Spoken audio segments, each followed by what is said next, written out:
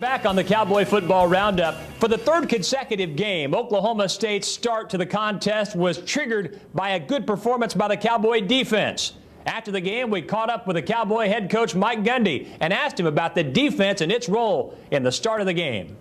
Well, the defense did a great job for us in keeping us in the game. You know, we were able to move the ball early and score, but then we kind of stumbled around for the next few series, and they did a great job. You know, they were able to get some pressure on the quarterback, and I thought they did an awesome job of stopping the run. You know, the one thing about playing this team is you have to not only stop the inside running play, but in case he pulls it and takes off and runs, because he runs really well.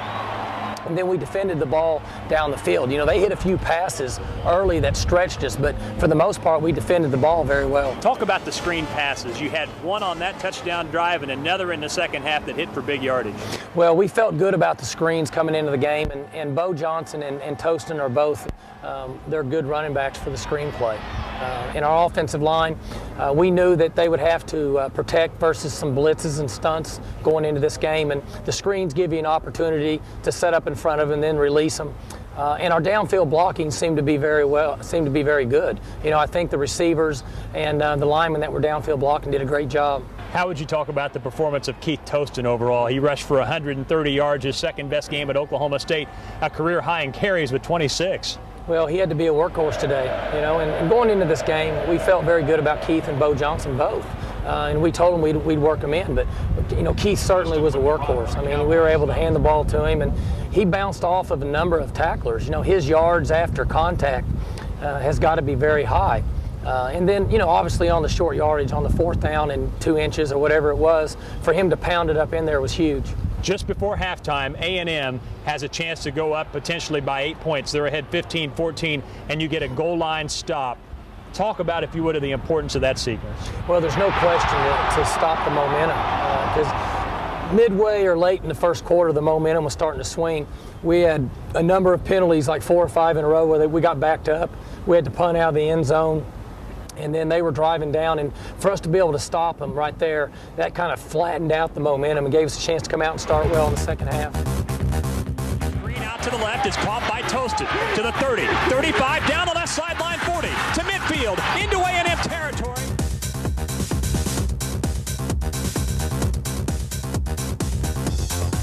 Robinson fakes a handoff, rolls out right, he'll keep it, he gets a great block from Bryant Ward, and Robinson takes it into the end zone. Pistols firing, touchdown Oklahoma State.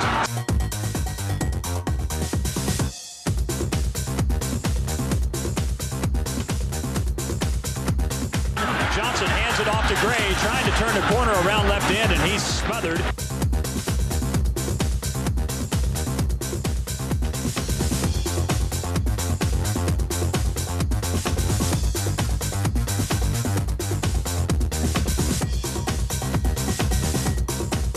He fakes a handoff, he's back to pass, he's under pressure, he fumbles a football, it's loose at the 37-yard line. The Cowboys have come up with it. There was a scramble at the last moment, and apparently the Cowboys have come up with it. Swanson Miller.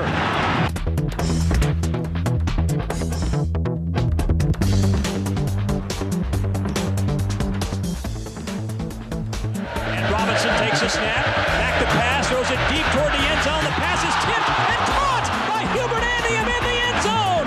Pistols firing, touchdown Oklahoma State. What a way to get your first collegiate touchdown, Hubert Andium.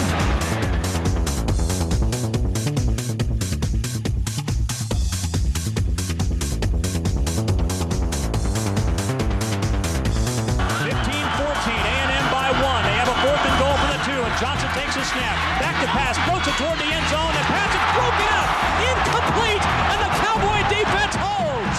It was intended for Jamie McCoy, and a Cowboy defender reached around at the last moment and knocked it away.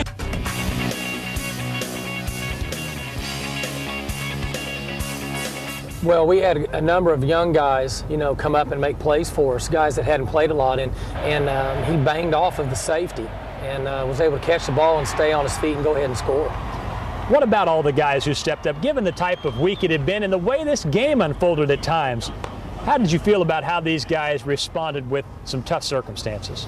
we felt good about our team, but you never know. I mean, it's not like you're coming down here and playing in front of 25,000 people.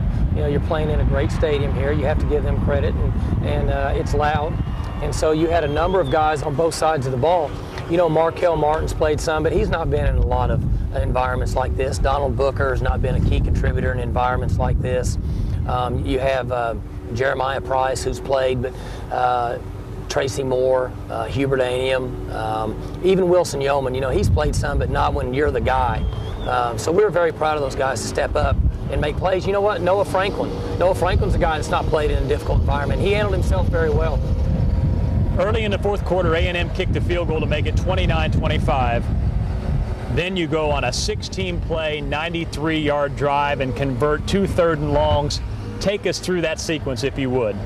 Well, we wanted to be aggressive. You know, we wanted to give ourselves an opportunity to win this football game. And so we had enough play passes that we felt very good about. And I think the first play, Wilson Yeoman made a sliding catch. Zac throws the ball with some pressure in his face. That got us outside the 10-yard line. We were on like the 8, and that got us out to about the 22. So now we could breathe a little bit. And then I think we converted 2 third and longs in that drive with players making plays that, in fact, Fuchs dropped one and then came back and caught one right after that. And then I think Hugh caught a big one. So that was definitely a big drive, and again, changed the momentum of the game. You don't have 2 All-Americans on offense. You go on the road and win at College Station. Just the second time an Oklahoma State team has done that since the inception of the Big 12. What does it mean as you think about the rest of the season for this team to be able to do that? Well, I'm very proud of our players and our coaches. I think that we've had some distractions in the last week, and it's gotten to a point where if we didn't admit that, yeah, there's a few distractions, people probably shouldn't believe anything we have to say. But they learned to overcome adversity. They practiced well Wednesday, Thursday. We talked about that in the pregame show. We felt comfortable about the way they were practicing, and they believed in themselves. And the younger players have to step up and make plays. And unfortunately, when you have a guy injured or guys that are not going to be out there on the field for you, it's an opportunity for a younger player to step up or an inexperienced player to step up and make plays.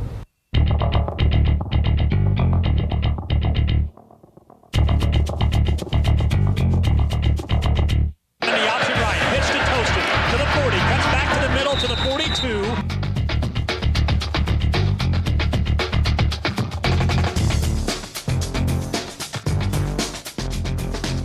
Play action pass. Robinson fires down the far side. It's caught by Tracy Moore, and he's gone. Good night, Vienna. Pistols firing. Touchdown, Oklahoma State. 51 yards. Zac Robinson to the true freshman, Tracy Moore.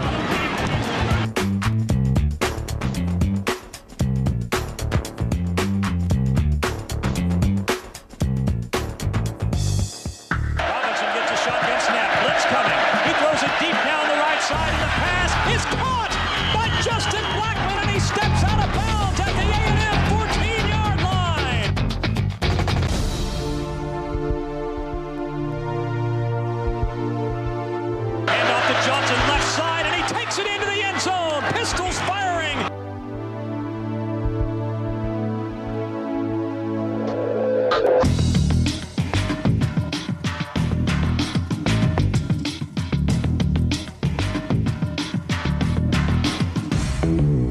Takes the snap, fakes a handoff, rolling out to his right, throws over the middle, and a sliding catch is made by the tight end, Wilson Yeoman.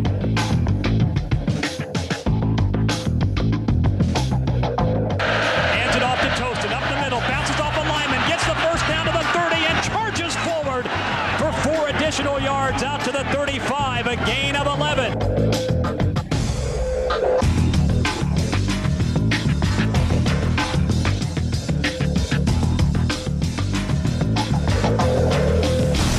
It's a shotgun snap, 4-man rush, throws it deep down the far side. The pass is caught by Hubert A&M. He fought off a defender and made the catch on the far sideline at the 30-yard line.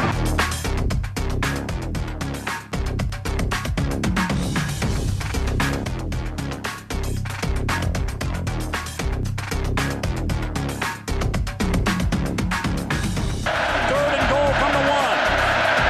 Zac takes the snap, hands it off to Johnson up the middle, and he takes it into the end zone. Pistols fire.